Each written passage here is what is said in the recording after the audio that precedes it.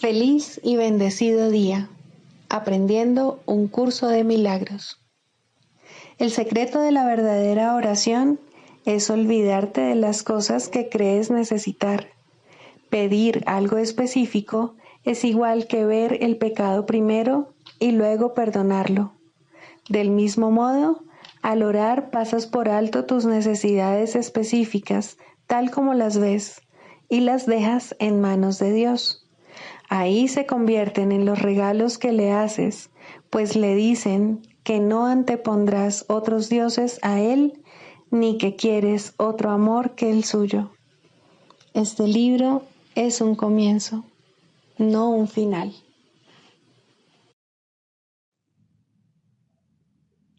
Del prefacio, que postula, párrafo 4. Una vez que alguien queda atrapado en el mundo de la percepción, queda atrapado en un sueño. No puede escapar sin ayuda, porque todo lo que sus sentidos le muestran da fe de la realidad del sueño. Dios nos ha dado la respuesta, el único medio de escape, el verdadero ayudante. La función de su voz, su Espíritu Santo, es mediar entre los dos mundos. El Espíritu Santo puede hacer eso porque, si bien por una parte conoce la verdad, reconoce también nuestras ilusiones, aunque no cree en ellas. El objetivo del Espíritu Santo es ayudarnos a escapar del mundo de los sueños, enseñándonos cómo cambiar nuestra manera de pensar y cómo corregir nuestros errores. El perdón es el recurso de aprendizaje excelso que el Espíritu Santo utiliza para llevar a cabo ese cambio en nuestra manera de pensar. El curso, no obstante, ofrece su propia definición de lo que en realidad es el perdón, así como también de lo que es el mundo.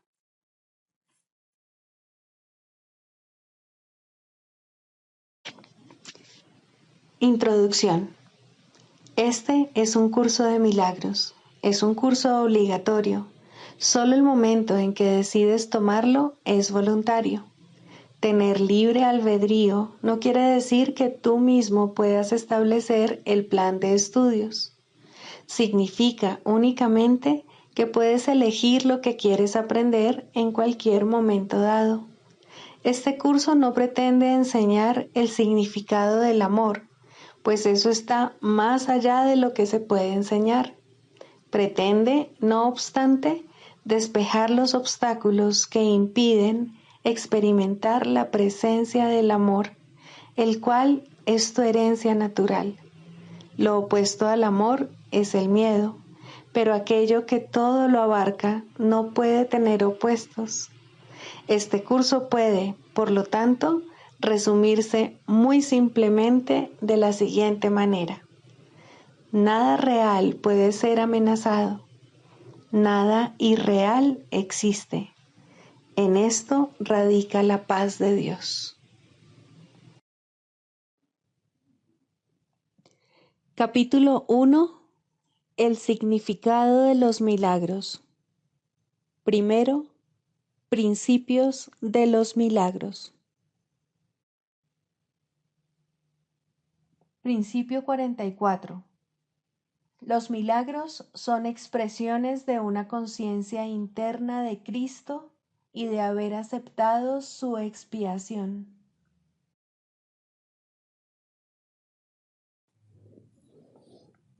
Capítulo 30.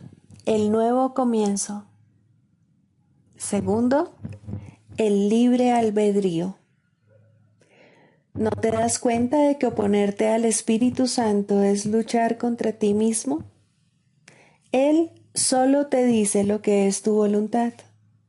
Él habla por ti. En su divinidad radica la tuya, y del único conocimiento de que Él goza es del tuyo, que ha sido salvaguardado para ti a fin de que puedas hacer tu voluntad a través de Él.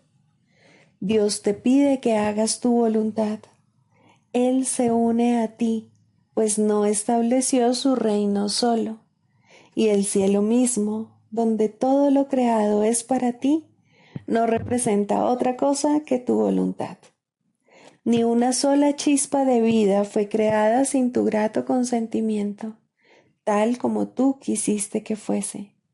Ni uno solo de los pensamientos que Dios jamás haya tenido pudo haber nacido sin tu bendición. Dios no es tu enemigo. Él solo quiere oírte llamarle amigo. Qué maravilloso es hacer tu voluntad, pues eso es libertad. A nada más debería llamársele por ese nombre, a menos que hagas tu voluntad, no serás libre. ¿Y hubiese podido Dios dejar a su Hijo sin lo que éste eligió para sí mismo? Lo único que Dios hizo al darle su perfecta respuesta fue asegurarse de que nunca perdieses tu voluntad. Escúchala ahora, para que te puedas acordar de su amor y conocer tu voluntad. Dios no podría haber permitido que su Hijo fuese un prisionero de aquello que no desea. Él se une a tu voluntad de ser libre, y oponerte a Él es decidir ir en contra de ti mismo y elegir estar encadenado. Contempla una vez más a tu enemigo, al que elegiste odiar en vez de amar, pues así es como nació el odio en el mundo y como se estableció en él el reino del miedo. Escucha ahora a Dios hablarte a través de aquel que es su voz, así como la tuya, recordándote que tu voluntad no es odiar ni ser prisionero del miedo, un esclavo de la muerte o una insignificante criatura de escasa vida. Tu voluntad no tiene límites, pues no es tu voluntad que sea limitada. Lo que mora en ti se ha unido a Dios mismo en el nacimiento de toda la creación. Acuérdate de aquel que te creó, quien a través de tu voluntad creó todo. Todo lo creado te está agradecido, pues nació gracias a tu voluntad. Ni una sola luz celestial podría brillar si no fuese por ti, pues fue tu voluntad lo que las ubicó en el cielo. ¿Qué motivos podrías tener para sentir ira contra un mundo que simplemente aguarda tu bendición para ser libre? Si fueses un prisionero, entonces Dios mismo no podría ser libre, pues lo que se le hace a quien Dios ama, se le hace a Dios mismo. No pienses que aquel que te hizo co-creador del universo junto con él quiere aprisionarte. Él solo desea que tu voluntad sea eternamente ilimitada. Este mundo aguarda la libertad que le otorgarás cuando hayas reconocido que eres libre. Pero tú no perdonarás al mundo hasta que hayas perdonado a aquel que te dio tu voluntad, pues es a través de tu voluntad como el mundo se libera. Y tú no puedes ser libre estando separado de aquel cuya santa voluntad compartes. Dios se dirige a ti y te pide que salves al mundo, pues mediante tu propia salvación el mundo sana, y todo el que camina sobre la faz de la tierra depende de tu decisión para aprender que la muerte no tiene ningún poder sobre él, toda vez que comparte tu libertad y tu voluntad. Tu voluntad es sanarlo, y puesto que esto es una decisión que tomaste con él ha sanado. Y ahora Dios ha sido perdonado, pues decidiste ver a tu hermano como amigo. Libro de ejercicios, lección 156. Camino con Dios en perfecta santidad. La idea de hoy no hace sino expresar la simple verdad que hace que el pensamiento de pecado sea imposible. Esta idea nos asegura que la culpabilidad no tiene causa y que, por lo tanto, no existe. Es la consecuencia lógica de la idea fundamental que tan a menudo se menciona en el texto, la cual reza así: las ideas no abandonan su fuente. Si esto es verdad, ¿cómo ibas a poder estar separado de Dios? ¿Cómo ibas a poder caminar por el mundo solo y separado de tu fuente? No somos inconsistentes con los pensamientos que presentamos en nuestro programa de estudios. La verdad tiene que ser verdad de principio a fin, si es que es la verdad. No puede contradecirse a sí misma, ni ser dudosa en algunas partes y segura en otras. No puedes caminar por el mundo separado de Dios, porque no podrías existir sin Él. Él es lo que tu vida es. Donde tú estás, Él está. Hay una sola vida. Esa es la vida que compartes con Él. Nada puede estar separado de Él y vivir. Y ahí donde Él está, tiene que haber santidad, así como vida. Él no posee ningún atributo que no comparta con todas las cosas vivientes. Todo lo que vive es tan santo como Él, pues lo que comparte su vida es parte de la santidad y no puede ser pecaminoso. De la misma manera en que el sol no puede elegir ser de hielo, el mar estar separado del agua, o la hierba crecer con las raíces suspendidas en el aire. Hay una luz en ti que jamás puede extinguirse y cuya presencia es tan santa que el mundo se santifica gracias a ti. Todo lo que vive no hace sino ofrecerte regalos y depositarlos con gratitud y alegría ante tus pies. El aroma de las flores es su regalo para ti. Las olas se inclinan ante ti. Los árboles extienden sus brazos para protegerte del calor y sus hojas tapizan el suelo para que camines sobre algo mullido, mientras que el sonido del viento amaina hasta convertirse en un susurro en torno a tu santa cabeza. La luz que refulge en ti es lo que el universo ansía contemplar. Todas las cosas vivientes se detienen en silencio ante ti, pues reconocen a aquel que camina a tu lado. La luz que llevas contigo es la suya propia, y así ven en ti su propia santidad y te saludan como Salvador y como Dios. Acepta su reverencia, pues le corresponde a la santidad misma que camina a tu lado, transformando con su dulce luz todas las cosas en su semejanza y en su pureza. Así es como opera la salvación. Al tú hacerte a un lado, la luz que refulge en ti da un paso adelante y envuelve al mundo. No proclama que el castigo y la muerte vayan a ser el final del pecado. Este desaparecerá entre jolgorios y risas, pues se reconocerá su extraña absurdidad. Es un pensamiento descabellado, un sueño tonto, ridículo quizá, pero no temible. Mas, ¿quién pospondría un solo instante su acercamiento a Dios a cambio de un capricho tan absurdo? No obstante, tú has desperdiciado muchos, pero que muchos años precisamente en este pensamiento descabellado. El pasado ha desaparecido junto con todas sus fantasías.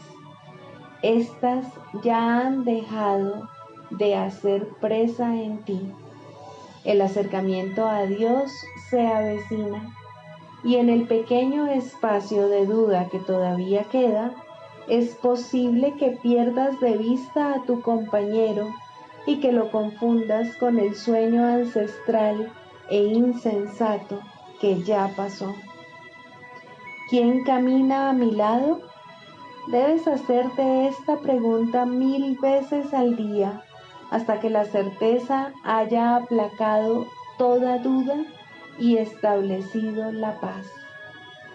Deja que hoy cesen las dudas. Dios habla por ti al contestar tu pregunta con estas palabras. Camino con Dios en perfecta santidad. Ilumino el mundo, ilumino mi mente, así como todas las mentes que Dios creó una conmigo.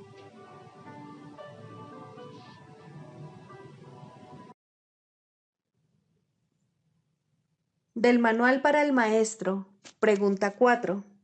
¿Cuáles son las características de los maestros de Dios? 5. Júbilo. El júbilo es el resultado inevitable de la mansedumbre. La mansedumbre significa que el miedo es ahora imposible. ¿Qué podría entonces obstaculizar el júbilo? Las manos abiertas de la mansedumbre están siempre colmadas. Los mansos no experimentan dolor, no pueden sufrir. ¿Cómo no habrían de ser felices? Están seguros de que son amados y de que, por lo tanto, están a salvo. El júbilo va unido a la mansedumbre, tan inevitablemente como el pesar acompaña al ataque. Los maestros de Dios confían en Él y están seguros de que su Maestro va delante de ellos, asegurándose de que no les acontezca ningún daño. Disponen de sus dones y siguen su camino, porque la voz de Dios los dirige en todo. El júbilo es su himno de gratitud, y Cristo los contempla también con agradecimiento. La necesidad que Él tiene de ellos es tan grande como la que ellos tienen de Él. Qué gozo tan inmenso compartir el propósito de la salvación.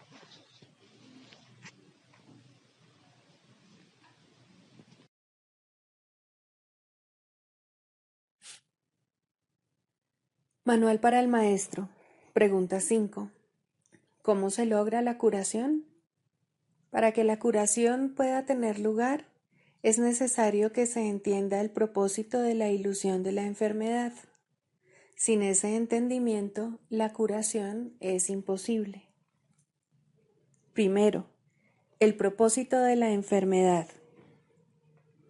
La curación se logra en el instante en que el enfermo deja de atribuirle valor al dolor. ¿Quién elegiría sufrir a menos que pensase que con ello podría ganar algo y algo que tiene valor para él?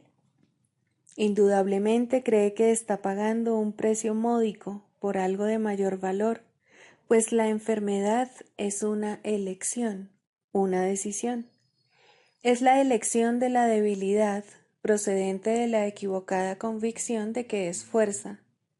Cuando esto ocurre, se ve a la verdadera fuerza como una amenaza y a la salud como algo peligroso. La enfermedad es un método concebido en la locura para sentar al Hijo de Dios en el trono de su Padre. A Dios se le ve como algo externo, poderoso y feroz, ansioso por quedarse con todo el poder para sí mismo. Solo con su muerte puede su Hijo conquistarle. ¿Y qué representa la curación dentro de esta loca convicción? Simboliza la derrota del Hijo de Dios y el triunfo de su Padre sobre él. Representa el desafío supremo, en forma directa, que el Hijo se ve forzado a aceptar. Representa todo lo que él se ocultaría a sí mismo para proteger su vida. Si se cura, Él es responsable de sus pensamientos, y si es responsable de sus pensamientos, será destruido a fin de demostrarle cuán débil y miserable era. Mas, si él mismo elige la muerte, su debilidad se convierte en su fuerza. Ahora se ha impuesto a sí mismo lo que Dios le habría impuesto, y de esta forma ha usurpado completamente el trono de su Creador. Segundo, un cambio de percepción. La curación es directamente proporcional al grado de reconocimiento alcanzado con respecto a la falta de valor de la enfermedad. Solo con decir, con esto no gano nada, uno se curaría. Pero antes de uno poder decir esto, es preciso reconocer ciertos hechos. En primer lugar, resulta obvio que las decisiones son algo propio de la mente, no del cuerpo. Si la enfermedad no es más que un enfoque defectuoso de solventar problemas, tiene que ser entonces una decisión. Y si es una decisión, es la mente y no el cuerpo la que la toma. La resistencia a reconocer este hecho es enorme, ya que la existencia del mundo tal como lo percibes depende de que sea el cuerpo el que toma las decisiones. Términos tales como instintos, reflejos y otros similares representan intentos de dotar al cuerpo con motivadores no mentales. En realidad, tales términos no hacen más que enunciar o describir el problema, pero no lo resuelven. La base fundamental de la curación es la aceptación del hecho de que la enfermedad es una decisión que la mente ha tomado a fin de lograr un propósito para el cual se vale del cuerpo. Y esto es cierto con respecto a cualquier clase de curación. El paciente que acepta esto se recupera. Si se decide en contra de la recuperación, no sanará. ¿Quién es el médico entonces? La mente del propio paciente. El resultado acabará siendo el que él decida. Agentes especiales parecen atenderle, sin embargo, no hacen otra cosa que dar forma a su elección. Los escoge con vistas a darle forma tangible a sus deseos, y eso es lo único que hacen. En realidad, no son necesarios en absoluto. El paciente podría sencillamente levantarse sin su ayuda y decir, no tengo ninguna necesidad de esto. No hay ninguna forma de enfermedad que no se curase de inmediato. ¿Qué es lo único que se necesita para que este cambio de percepción tenga lugar? Simplemente esto, el reconocimiento de que la enfermedad es algo propio de la mente y de que no tiene nada que ver con el cuerpo. ¿Qué te cuesta este reconocimiento? Te cuesta el mundo que ves, pues ya nunca más te parecerá que es el mundo el que gobierna a la mente.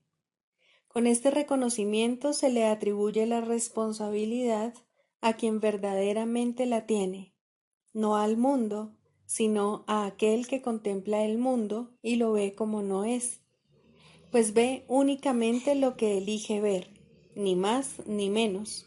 El mundo no le hace nada, pero él pensaba que le hacía algo. Él tampoco le hace nada al mundo, ya que estaba equivocado con respecto a lo que el mundo era. En esto radica tu liberación de la culpabilidad y de la enfermedad, pues ambas son una misma cosa. Sin embargo, para aceptar esta liberación, la insignificancia del cuerpo tiene que ser una idea aceptable. Con esta idea, el dolor desaparece para siempre. Pero con esta idea desaparece también cualquier confusión acerca de la creación.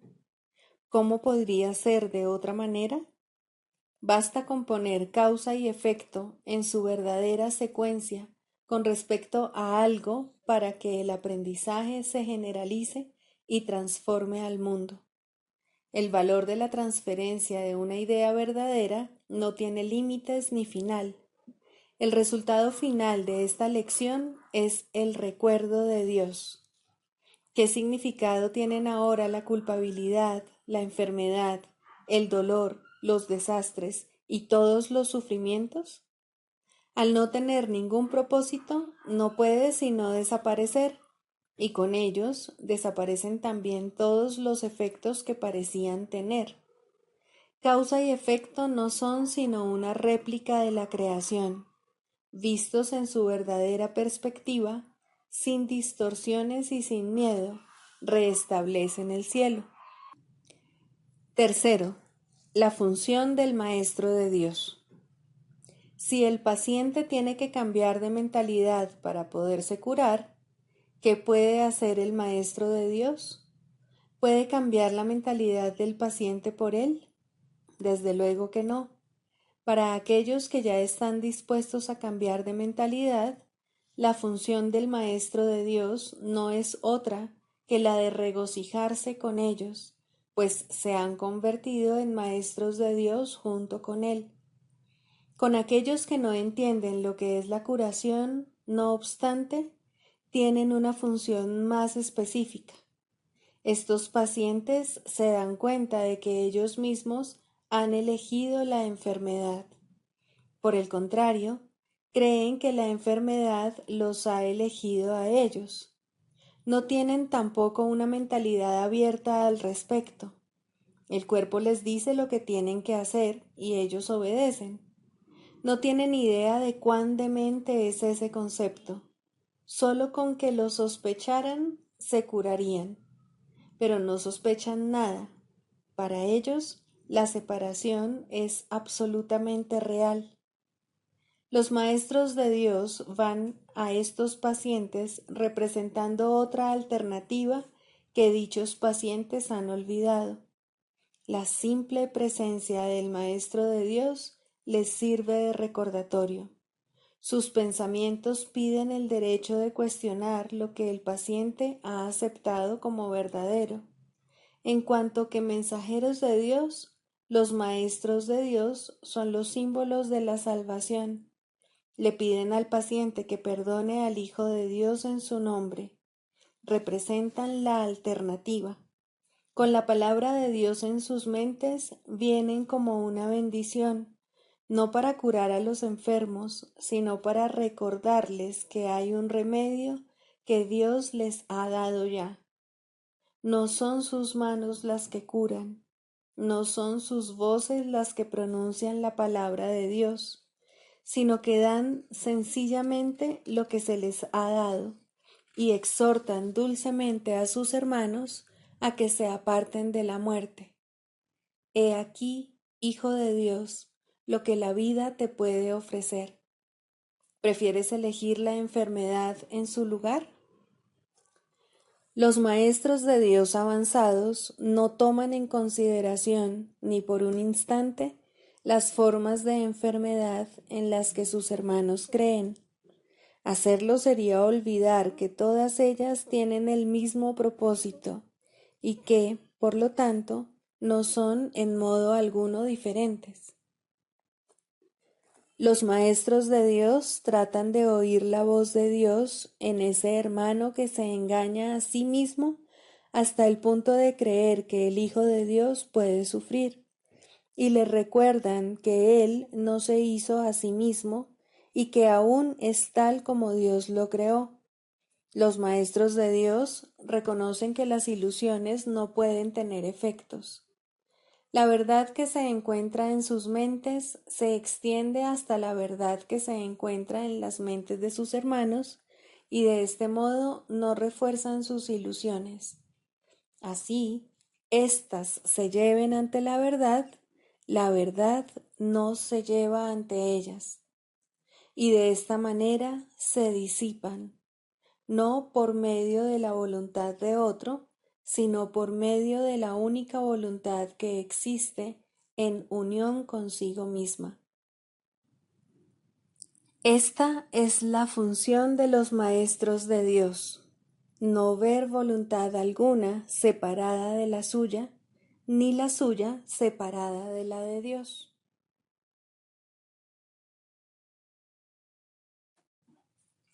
Clarificación de términos. 5. Jesús, Cristo. No necesitas ayuda para entrar en el cielo, pues jamás te ausentaste de él, pero sí necesitas una ayuda que proceda de más allá de ti, pues te encuentras limitado por falsas creencias con respecto a tu identidad, la cual solo Dios estableció en la realidad. Los ayudantes que se te proveen varían de forma, aunque ante el altar son uno solo. Más allá de cada uno de ellos se encuentra un pensamiento de Dios, y esto jamás ha de cambiar. Pero sus nombres difieren por un tiempo, puesto que el tiempo necesita símbolos, siendo de por sí irreal. Sus nombres son legión, pero no nos extenderemos más allá de los nombres que el curso en sí emplea. Dios no provee ayuda, pues no sabe de necesidades. Sin embargo, Él crea todos los ayudantes que su Hijo pueda necesitar, mientras éste siga creyendo que sus fantasías son reales.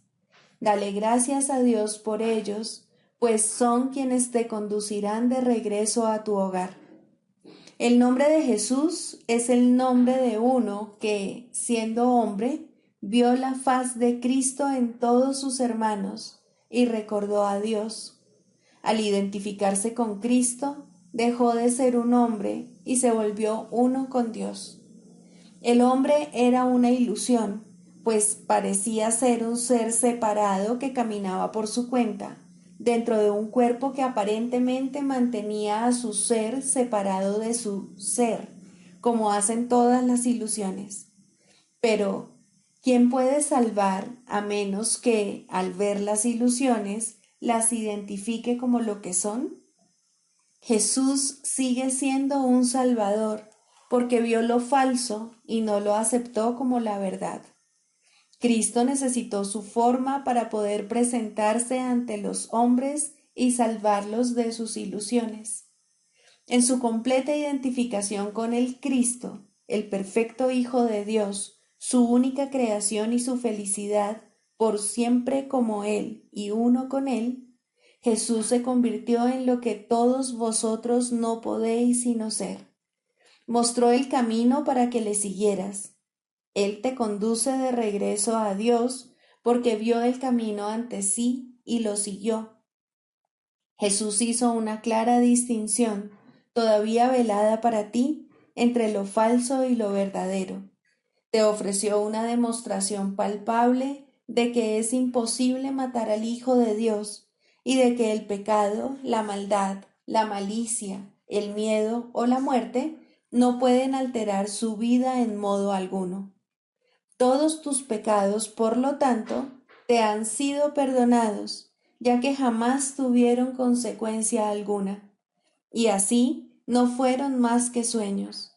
Levántate con aquel que te mostró esto, ya que se lo debes por haber compartido contigo tus sueños para que pudieran ser disipados, y todavía los comparte para mantenerse en unión contigo. ¿Es Él el Cristo? Por supuesto que sí, junto contigo.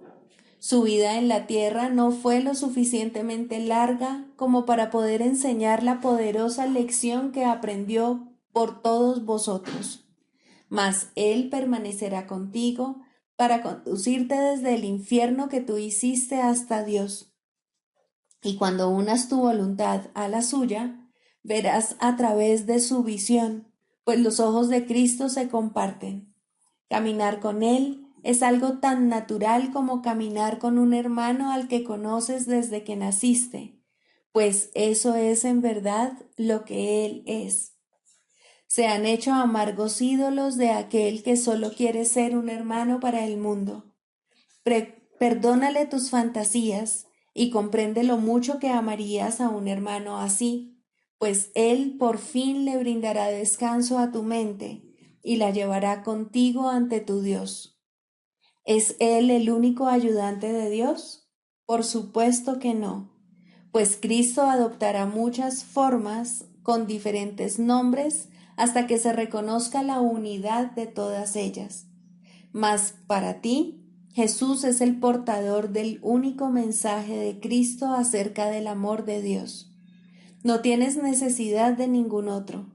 Es posible leer sus palabras y beneficiarse de ellas sin aceptarle en tu vida, mas Él te ayudaría todavía más si compartieses con Él tus penas y alegrías y renunciases a ambas para hallar la paz de Dios.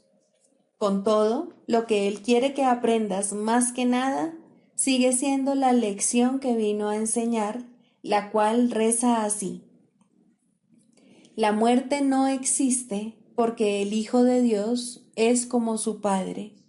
No puedes hacer nada que pueda alterar el amor eterno.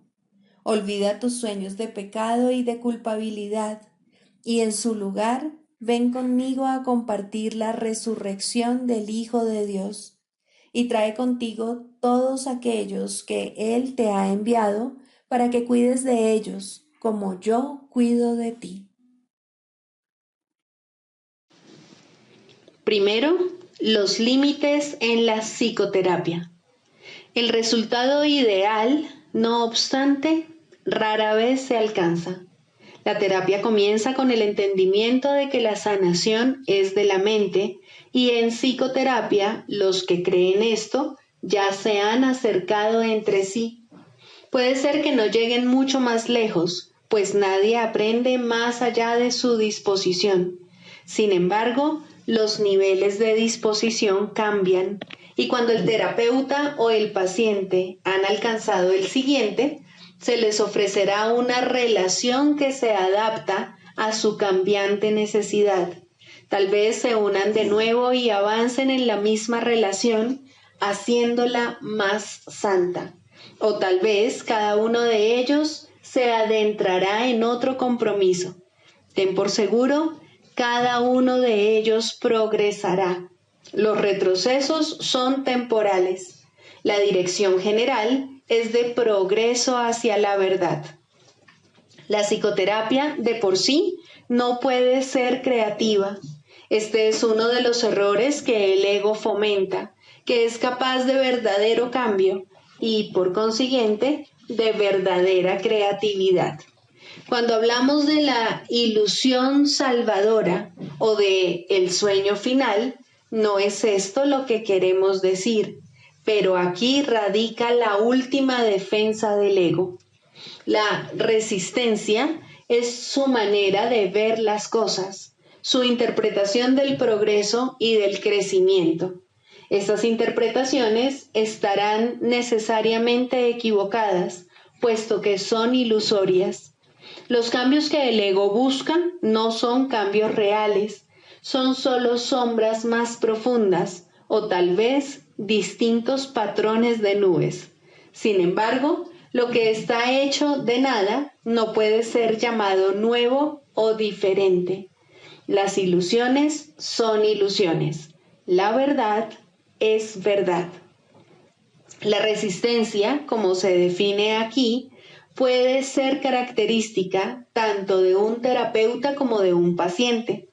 En ambos casos le pone un límite a la psicoterapia porque restringe sus objetivos. El Espíritu Santo tampoco puede luchar contra las intrusiones del ego en el proceso terapéutico, pero Él esperará y su paciencia es infinita. Su meta es siempre totalmente indivisa. Cualesquiera que sean las resoluciones alcanzadas por el paciente y el psicoterapeuta con respecto a sus propias metas divergentes, no pueden llegar a reconciliarse completamente como una hasta que se unen con las suyas.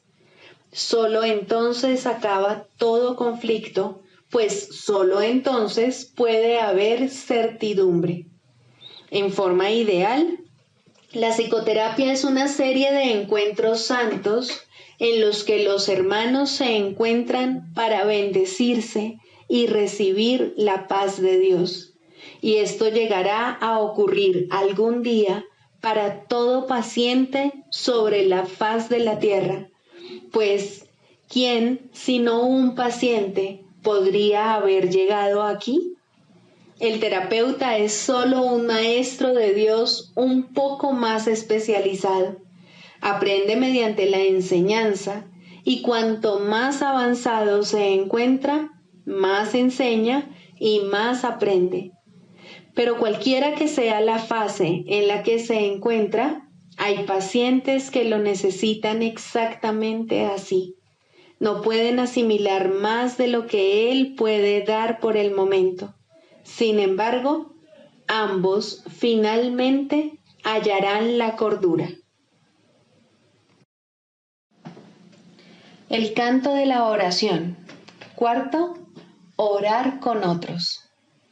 Hasta que, por lo menos, no comience el segundo nivel, uno no puede unirse a otros en oración, pues hasta ese punto, cada cual no puede sino pedir cosas diferentes. Mas, una vez que se ha cuestionado la necesidad de considerar a otro como un enemigo, y la razón para hacerlo se ha reconocido, aunque sea por un instante, resulta posible unirse a otros en oración. Los enemigos no comparten una misma meta. En esto se basa su enemistad. Sus deseos particulares son sus arsenales, sus fortalezas de odio. La clave para alcanzar un nivel aún más alto de oración radica en este sencillo pensamiento, en este cambio de mentalidad. Tú y yo caminamos juntos. Ahora es posible ser de ayuda en la oración y de esta manera tú mismo podrás subir un peldaño más. Con este paso se inicia el ascenso más rápido, pero todavía quedan muchas lecciones por aprender. El camino está libre y despejado y hay motivos para sentirse esperanzado. Aún así, es posible que al comienzo lo que piden, incluso aquellos que se unen en oración, no sea la meta a la que la oración debería realmente aspirar. Incluso pueden pedir cosas juntos y así dar lugar a la ilusión de que comparten una misma meta. Pueden pedir juntos cosas específicas sin darse cuenta de que están pidiendo efectos sin causas, y esto no se les puede dar, pues nadie puede recibir tan solo efectos implorándolos a una causa de la que no provienen. De modo que incluso unirse a otros no es suficiente si los que oran juntos no preguntan, ante todo, ¿cuál es la voluntad de Dios? Solo de esta causa puede proceder la respuesta en la que todo lo específico se satisface y todos los deseos particulares se unifican. Orar por cosas específicas es pedir que de alguna manera el pasado se repita. Lo que antes se disfrutó o pareció disfrutarse, y lo que era de otro y él parecía amar, no son sino ilusiones del pasado. El objetivo de la oración es liberar el presente de su encadenamiento a las ilusiones del pasado y que la deje ser un remedio que se escoge libremente para corregir cada elección errónea que se haya tomado. Lo que la oración puede ofrecer ahora excede en tal medida todo cuanto antes pedías, que sería una lástima que te contentases con menos. Cada vez que oras, estás eligiendo tener nueva oportunidad. La sofocarías y encarcelarías en viejas prisiones cuando ha llegado la oportunidad de liberarte de todas ellas a la vez. No restrinjas tu pedir. La oración puede traer la paz de Dios. ¿Qué cosa ligada al tiempo podría darte más que esto durante el breve lapso que perdura antes de desmoronarse en polvo?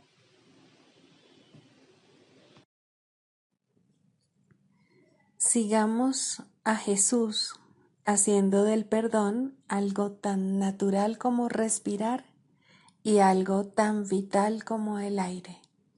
Amén.